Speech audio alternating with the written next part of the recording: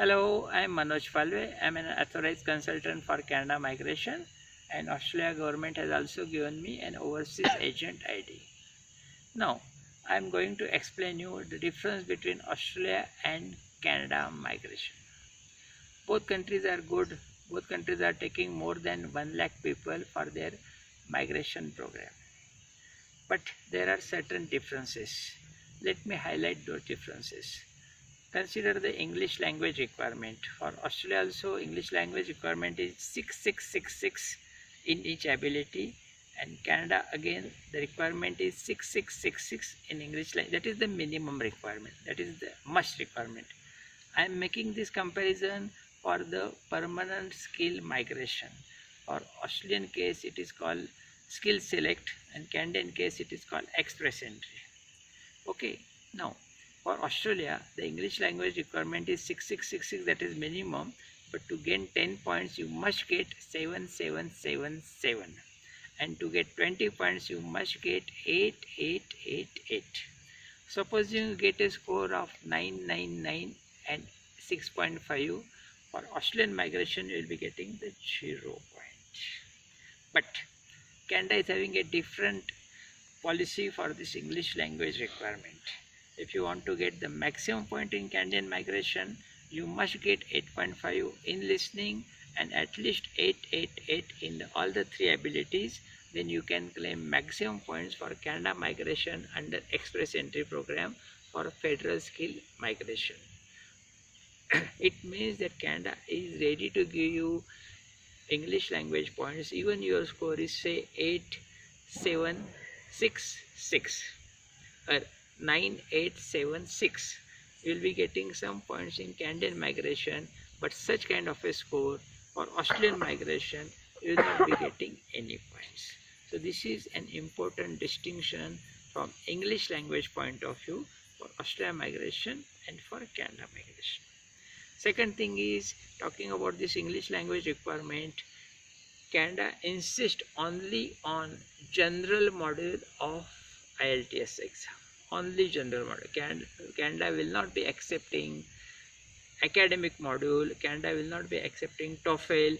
Canada will not be accepting PTE exam also.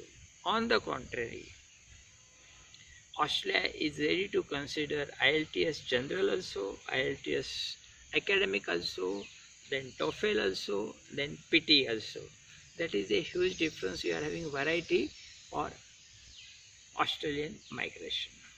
This is about the English language requirement, and that is an important distinction. Apart from that, look at the costing side.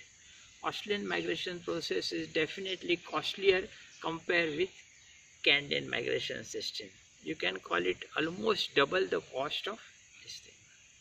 Third thing is from the perspective of assessment. For Australia, assessment is of your qualification also and of your experience also, and your experience has to be relevant with your qualification. So this is kind of a strict requirement, and that's why getting this Australian skill assessment is always a very difficult task. If you are planning for Canada the assessment is only of your qualifications. So qualification assessment is comparatively easier.